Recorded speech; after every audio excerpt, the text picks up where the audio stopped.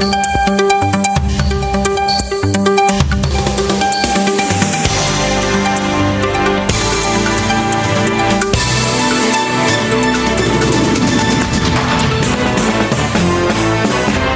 TVT au cœur de l'information.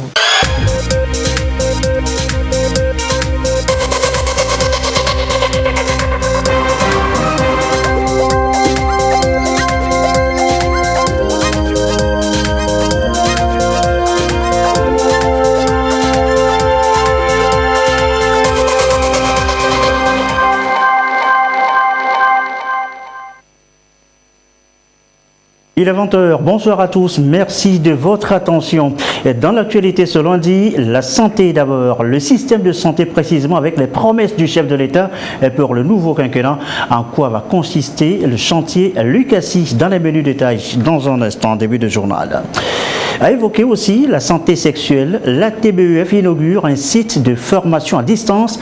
Tout sera appris aux jeunes, tout sur la santé sexuelle et reproductive, un site à découvrir dans le journal. Et puis, c'est aujourd'hui la journée internationale du musée. La rédaction consacre un dossier au sujet, dossier à suivre en fin de journal tout à l'heure. Voilà, madame, monsieur, le sommaire, bienvenue, voici le 20h.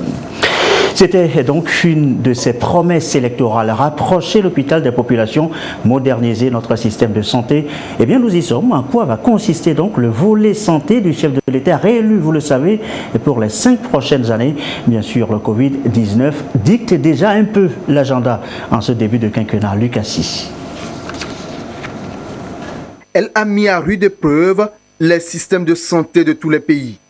Coronavirus a révélé la fébrilité des systèmes sanitaires en Afrique.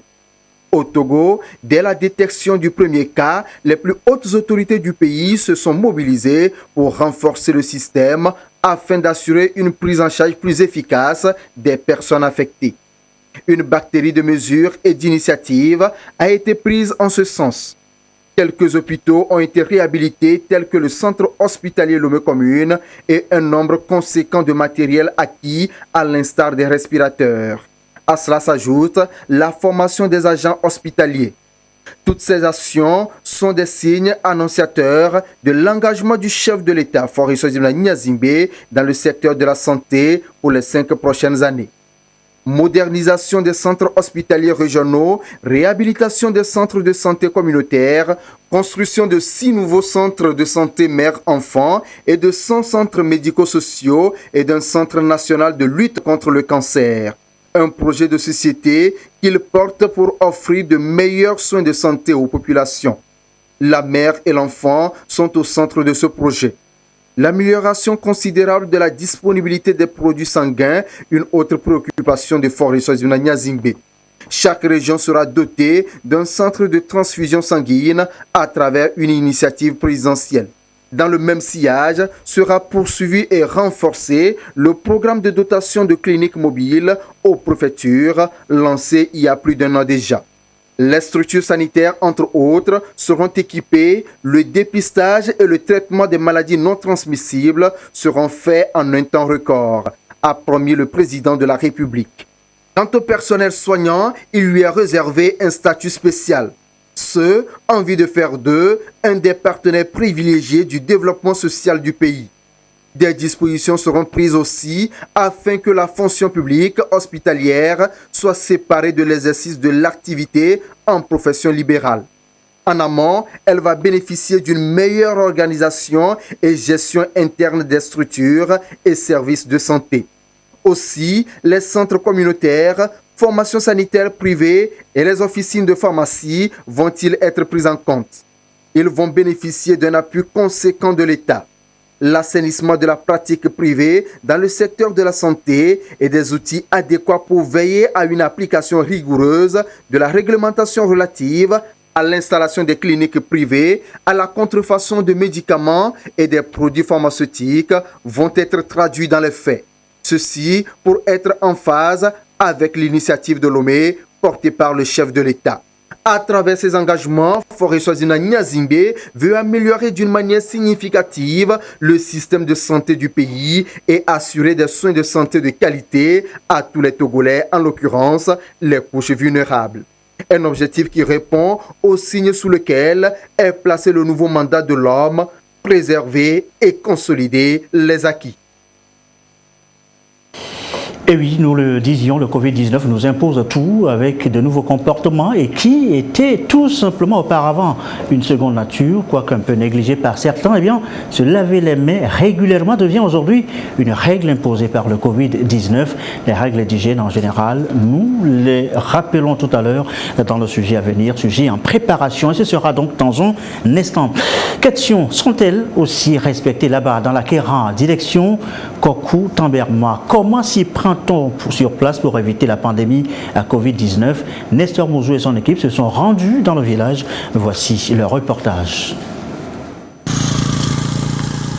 Kokou Tamberma, dans le canton d'Akponté. Ce village se trouve à une soixantaine de kilomètres à l'est de Kanté et relève du ressort territorial de la commune Kiran 1. Il a reçu la visite d'une délégation de la mairie de cette commune. La délégation est en tournée de sensibilisation. Elle entretient en petits groupes les populations sur le coronavirus, pandémie qui sévit actuellement dans le monde et qui n'a ni médicaments ni vaccins pour le moment et que seules les mesures barrières permettent de combattre. Nous constatons au moment où les travaux champêtres veulent commencer que cette pandémie sévit toujours. Et au niveau du conseil communal, nous avons réfléchi comment nos producteurs vont se prendre pour pouvoir produire. Et nous avons pris cette initiative d'aller vers les producteurs pour d'abord leur rappeler les mesures barrières et leur dire comment ils doivent les respecter en menant leur activité champêtre. Au sarclage ou bien au labour, nous leur avons demandé de procéder par des parcelles. Et lorsque on aura labouré ou bien sarclé par exemple 1 hectare et qu'il y a 10 producteurs, on subdivise cette parcelle-là, cet hectare-là, en petits carrés. Et lorsque chaque invité ou bien chaque partenaire du groupe arrive, il prend sa parcelle, il est là-bas seul, l'autre prend par ici. Donc lorsque vous allez arriver, vous allez trouver qu'ils sont parsemés, chacun sur une parcelle. Et on leur a dit qu'en venant, s'il y aura à prendre la boisson locale, que chacun arrive avec sa gourde ou bien sa calebasse. Les représentants des producteurs, du comité cantonal et des comités villageois de développement qui ont pris part à la rencontre ont été exhortés à faire la restitution aux autres du message véhiculé. Pour que le message puisse atteindre les couches possibles, nous devons tenir aussi à sensibiliser nos CDQ et ceux qui sont, ceux qui d'habitude, ceux qui font des groupes de travail, des groupes de caution sur choses solidaires dans leurs travaux pour pouvoir s'entretenir, comment se prendre pour ne pas atteindre de cette maladie. La délégation de la mairie de Kiran 1 ne s'est pas limitée à la rencontre avec son groupe cible. Au niveau des forages, dans les maisons et les boutiques, elle est passée pour délivrer son message du respect des mesures barrières, notamment le lavage systématique des mains avec du savon, le port du cache-nez, la distanciation sociale, se saluer sans se serrer les mains ou s'embrasser. Les personnes âgées sont la proie facile du Covid-19. À Kokou Tamberma, certaines d'entre elles sont conscientes de la situation. On nous a dit qu'il y a la maladie. C'est pourquoi je suis obligé de porter cache-nez et les gants avant de sortir, aller là où je veux. Je suis assis comme ça, je ne sors pas. C'est mes enfants qui sortent, ils reviennent. Ils me disent qu'il y a une maladie. Et ils m'ont mis ça. Moi aussi j'ai peur de la maladie. Moi aussi je mange, j'ai envie de vivre un peu avant de mourir. C'est pourquoi je dois me protéger. La survenue du Covid-19 a amené la mairie de la commune Kiran 1 à entreprendre des séances de sensibilisation. En dehors de Kokou Tamberma, dans le canton d'Akponté, toutes les autres localités sont touchées. Nous venons aujourd'hui, ça fait la deuxième fois. Donc nous avons parcouru tous les cantons pour les sensibiliser. Et chaque jour que Dieu fait, nous le faisons en ville. Parce que nous sommes la commune du chef-lieu de la préfecture. Et là-bas, c'est plus difficile de maîtriser les gens. Donc ce qui nous oblige à le faire chaque jour. Je voudrais profiter de l'occasion pour remercier certains cadres de la préfecture qui nous ont énormément appris. La répétition étant pédagogique, la mairie de la commune Kéran 1 entend continuer ses séances de sensibilisation afin de conscientiser les populations de sa zone sur le Covid-19 et les gestes barrières. Il faut toujours avoir ça. Et oui, disions-nous, il a changé notre quotidien, il nous impose de nouveaux comportements et ce qui était tout simplement auparavant une seconde nature, une habitude, quoique un peu négligée par certains, se laver régulièrement les mains, devient aujourd'hui une règle imposée par le Covid-19. Les règles d'hygiène en général, à observer en ce temps de Covid-19, le rappel avec Dodo Arrêt. Les règles les plus élémentaires d'hygiène sont fortement recommandées en cette période de pandémie. Les tâches ménagères les plus banales sont à prendre au sérieux pour éviter le coronavirus. Le nettoyage régulier des maisons est indispensable, ainsi que le respect scrupuleux des règles d'hygiène respiratoire au niveau de chaque ménage. Dans les familles, des efforts doivent être faits pour vraiment respecter les règles d'hygiène. Le premier élément, le lavage de mains, qui est un élément fondamental. L'autre élément, c'est vraiment quand les parents veulent sortir, qu'ils utilisent les barrières, par exemple le port de masque obligatoire. Et quand ils reviennent dans la maison, que le masque soit retiré au point de lavage des mains avant de rentrer dans le ménage. En cette période également aussi, nous devons renforcer le nettoyage des maisons. Donc le nettoyage doit être bien fait et intégrer dans ce nettoyage un peu d'eau de javel, parce que seul le chlore, l'eau javelisée détruit le virus. Et par conséquent, nous devons, dans nos ménages, dans nos nettoyages, renforcer l'utilisation de ce dosage de chlore dans tout ce que nous devons faire. Améliorer la gestion de nos excrétas, c'est-à-dire que nos sanitaires doivent être régulièrement nettoyés et éviter que nous ne soyons pas exposés. Des efforts doivent être faits pour d'abord mieux gérer le lavage des mains. Des conseils pratiques aux enfants sur le Covid, de ne pas sortir des maisons, de rester à la maison et de fermer la porte, ne recevoir que quelqu'un qu'on connaît. D'autres éléments pour compléter, c'est la gestion des déchets. Les déchets qui sont produits dans la maison doivent être évacués de façon hygiénique pour éviter que ces déchets soient encombrants et qui polluent l'environnement et qui perturbent le bien-être des autres, des riverains. Le matériel de protection, tel que les gants et les masques, sont à détruire automatiquement après usage au regard des risques qu'ils présentent. Les bavettes doivent rentrer dans le circuit de la gestion des ordures ménagères. Ça, c'est un élément. Mais ce qui est bizarre, de tort et à travers, nous retrouvons les bavettes qui sont laissées un peu partout. Sinon, l'idéal, si on peut être objectif et réaliste, si on a la capacité, quand on revient en même temps, on détruit la bavette. Détruire, c'est-à-dire penser rapidement à l'incinérer et on sait on est quitte avec. Mais c'est bavette renouvelable, on le lave, on le sèche et puis on l'utilise pour les prochaines fois. Sinon, nous aurons un autre souci de gestion de déchets. Éviter les dépotoirs sauvages en cette période-ci. Parce que dans nos zones respectives, si nous créons des dépotoirs sauvages, nous encourageons l'arrivée des vecteurs et nous nous exposons davantage. Donc, faire un effort pour que dans nos zones respectives, nous coupons la chaîne de transmission, qu'on évite au maximum que nos populations soient exposées. Dans les lieux à risque comme les marchés, chez les revendeuses de rue, dans les administrations, la règle ne fait pas d'exception. L'hygiène vestimentaire est d'une grande importance dans les marchés et la distanciation sociale doit être de rigueur au niveau des administrations, tant publiques que privées. On ne doit pas mélanger gestion du produit qu'on vend et la ressource. Normalement, si c'était possible, quelqu'un devait récupérer les fonds et l'autre devait vendre le produit. Mais il est fort de constater que dans nos marchés, c'est les mêmes qui vendent les produits et c'est les mêmes qui reçoivent. Donc on parle de l'hygiène vestimentaire. Quand on va dans l'hygiène vestimentaire, il est établi que celles qui vendent disposent des tabliers avec des poches dans lesquelles ils peuvent récupérer les ressources et mettre directement et ensuite vendre le produit sans que le produit ne soit contaminé. Mais dans la plupart des marchés, nous retrouvons nos mamans qui n'en disposent pas de tablier et ils déposent de l'argent un peu partout et ils manipulent les aliments aussi de tort à travers. C'est l'occasion de leur dire de vraiment améliorer cet état de choses et disposer des tabliers pour éviter que là où on manipule l'argent, qu'on manipule le produit qu'on est en train de vendre. Et l'hygiène vestimentaire est capitale. Ceux qui sont la plupart dans les marchés, il y a des gens qui font des manipulations.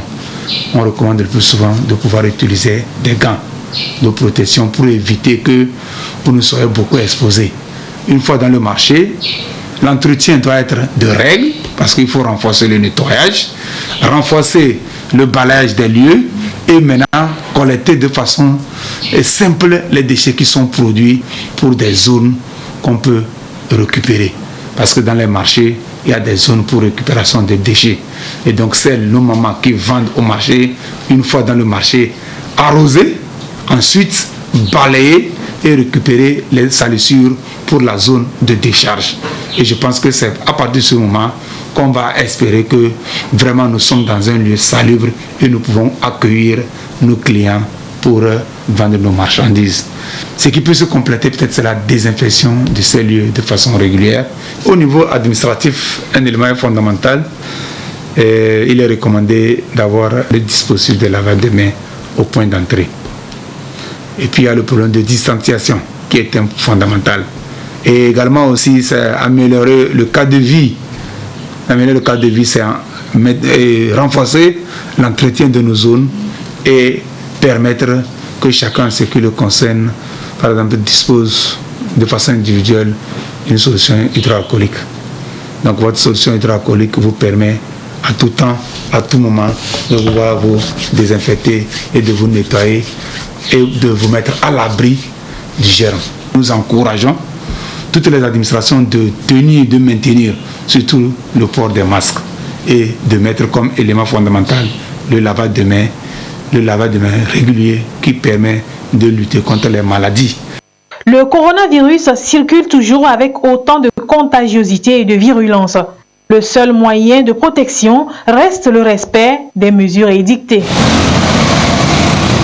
Et ces mesures édictées consistent en le lavage régulier des mains, se tenir à distance à au moins 1 mètre de son interlocuteur ou encore porter des masques. Eh bien, ça ne dit rien à certains. Malheureusement, ils s'en fichent royalement. Pourquoi un tel comportement? Pourquoi il est important de respecter les mesures barrières? Eh bien, voilà cela dans ce dossier de Tchazimna Baga. Devant cette direction, le dispositif de lave-mains est là, bien visible, mais superbement ignoré par certains usagers, peu enclins au respect des gestes barrières.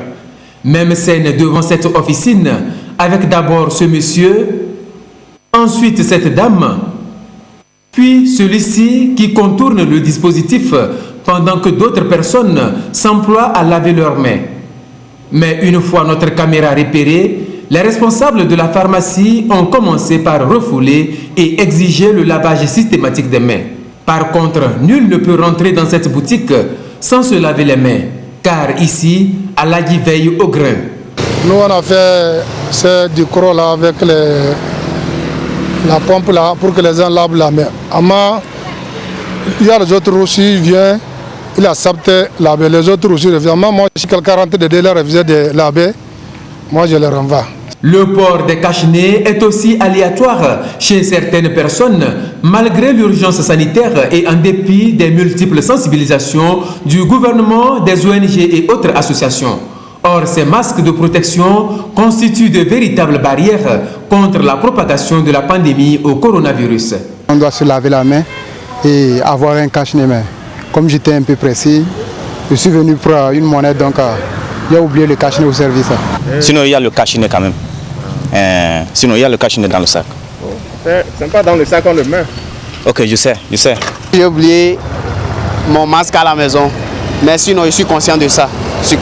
Parce que la maladie qui sévit actuellement le monde, on doit être conscient parce que ça, c'est nous, la jeunesse, de véhiculer le message à tous nos proches parce que la maladie actuellement, ça fait beaucoup de dégâts et on doit être conscient de ça. là où le bas blesse, c'est qu'au niveau de la population, on constate que presque tout le monde a sa bavette, par exemple. Mais il y a certains comportements qui rendent inefficaces ces bavettes-là. Au moment de parler, par exemple, il y a des gens qui font descendre la bavette au niveau du menton pour mieux parler.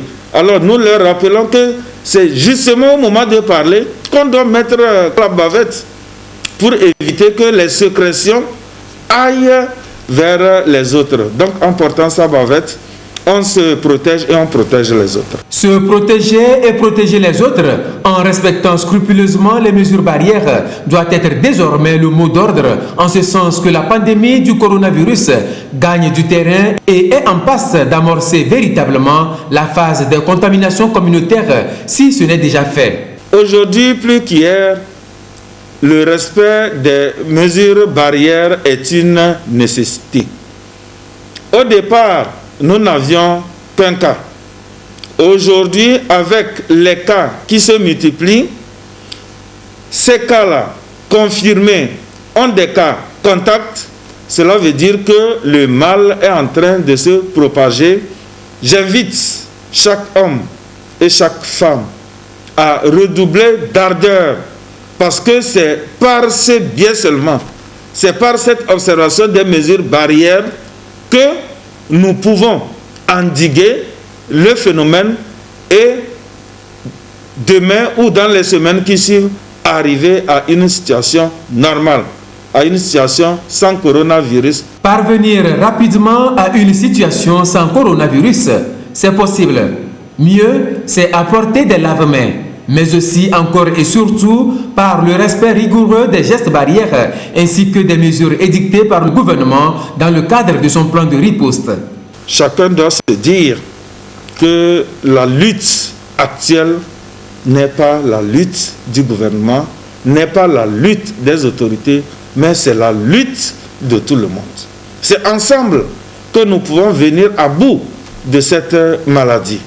Il faut qu'ensemble, on se serre les coudes, qu'ensemble, nous soyons les gendarmes des uns des autres et qu'ensemble, nous puissions avancer pour venir à bout de cette pandémie qui met l'économie de notre pays dans des conditions très difficiles.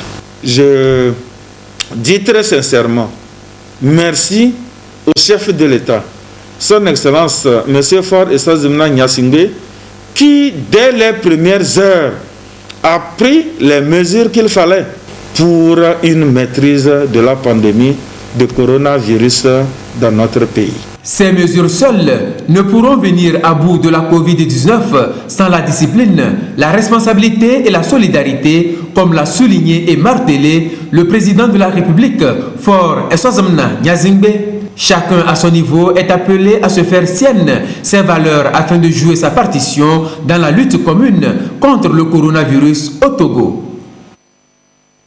Ensemble donc pour le respect des gestes barrières, seule alternative efficace contre la pandémie. Attention, ça grimpe. Les chiffres du jour nous interpellent tous. Dernier chiffre rendu public par le ministre de la Santé ce lundi. À ce jour, donc ce lundi, la situation de la pandémie au nouveau coronavirus Covid-19 au Togo se présente comme suit. Le nombre de cas confirmés est de 330 avec 29 nouveaux cas. Depuis hier, le nombre de personnes guéries est de 106 avec 2 nouveaux guéris. Le nombre de cas actifs est de 212. Le nombre de décès est de 12 avec un nouveau décès enregistré également. Une situation qui a déjà motivé, vous le savez, des mesures de solidarité, les transferts monétaires en l'occurrence vers les foyers les plus vulnérables en ce moment. Retour sur cette opération avec Dodo Arrêt.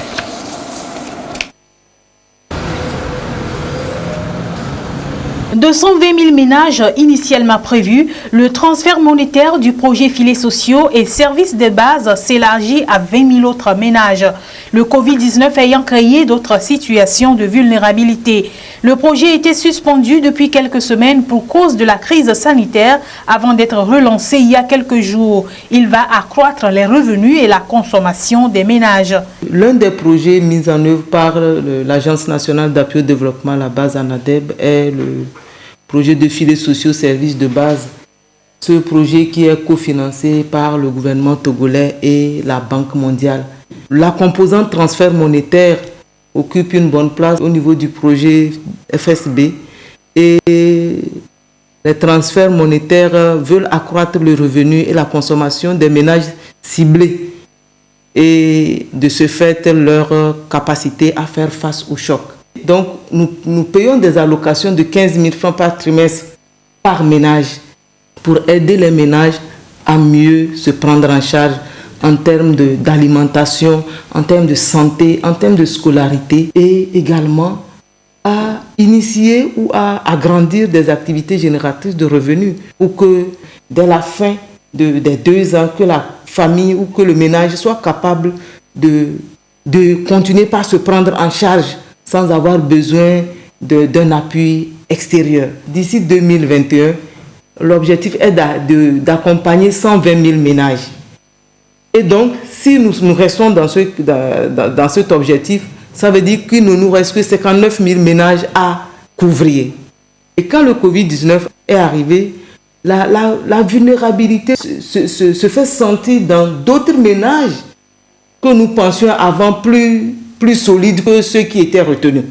Donc, nous avons été instruits pour atteindre au moins 140 000 ménages d'ici la fin du Covid. La vision du gouvernement est d'atteindre plus de populations en vulnérabilité. C'est qu'en 2000 ménages y ont déjà accès et les autres cibles seront accompagnées sur une période de 6 mois. Cette fois-ci, les jeunes font partie intégrante du projet. Avec les échanges que nous avons avec la Banque mondiale, nous avons senti le besoin d'accompagner aussi certains jeunes de ces villages-là pour les aider aussi à résister à cette pandémie, parce qu'on a des jeunes qui ont déjà commencé des activités génératrices de revenus et si on ne fait rien pour les soutenir, ils risquent de dépenser même le capital qu'ils avaient pu mobiliser pour démarrer leur activité ou pour agrandir leur activité. Avec la reprise des paiements et face au risque de contamination, l'accès à toute allocation est conditionné.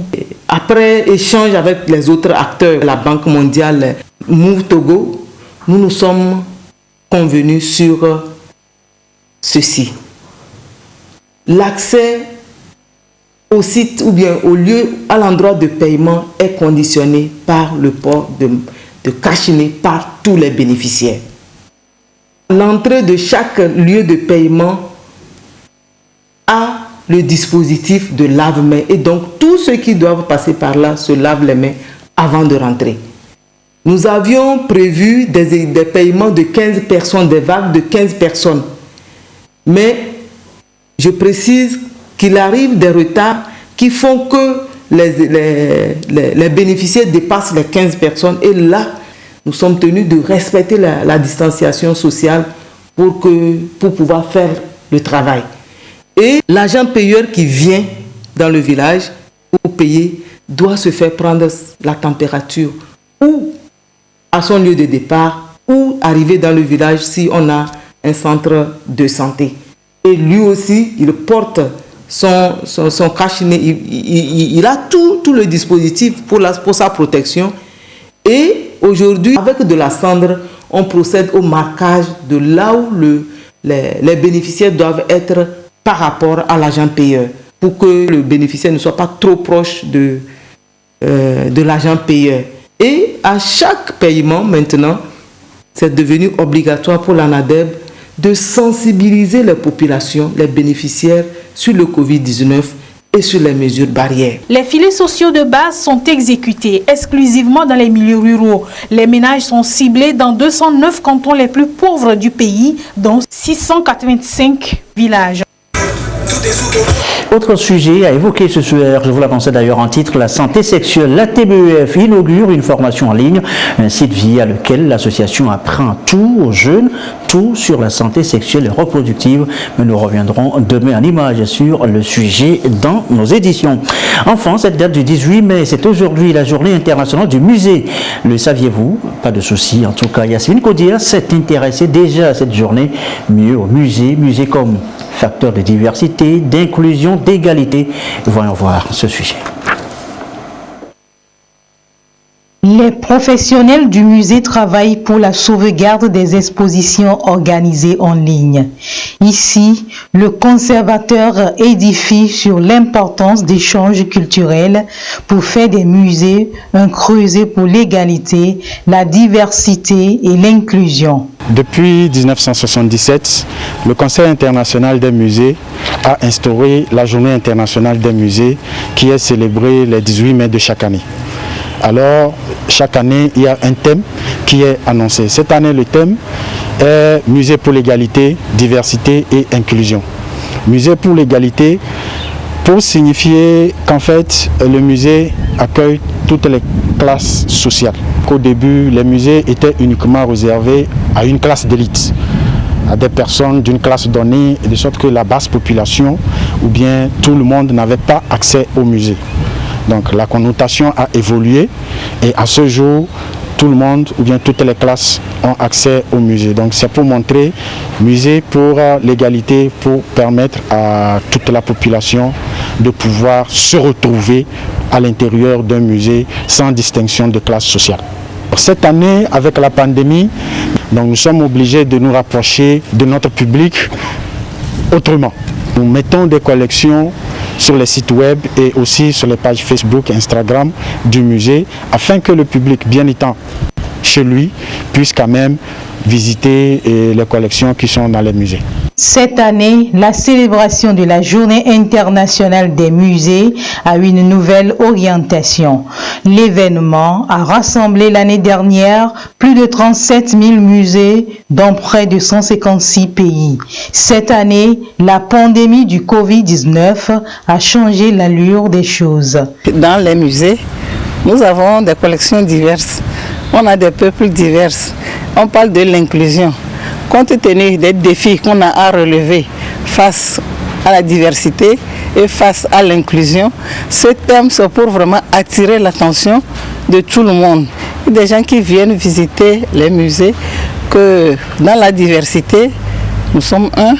Dans l'inclusion, on arrive à avoir plusieurs plus, parce qu'il faut échanger les expériences des uns et des autres. Il n'y a aucune culture qui est au-dessus de l'autre. En cette période de la pandémie Covid-19, nous sommes confinés, mais à travers les médias, nous allons essayer de voir nos différents objets, nos différentes collections là où on est. Si nous avons la télé, on a au moins un atout pour visiter nos richesses culturelles. Ça nous sert à voir l'essentiel de notre patrimoine qui est caché. Il y a les enfants qui vont trouver qu'il y a des choses qu'ils ont perdues de vue, et les parents qui sont à la maison avec les enfants, ils vont essayer même de développer des thèmes pour que les enfants puissent bénéficier de leur savoir-faire, de leur savoir-être. Les acteurs du monde muséal se mobilisent au quotidien pour donner une nouvelle dimension aux valeurs culturelles et authentiques. Et voilà, et c'est sur ces belles images du musée de Lomé que se referme ce journal. Merci à vous qui nous regardez ce soir, ou précisément, à Colombe des Trois et dans tout ce qu'on est, comme d'habitude, toujours fidèlement. Belle soirée, prenez bien soin de vous.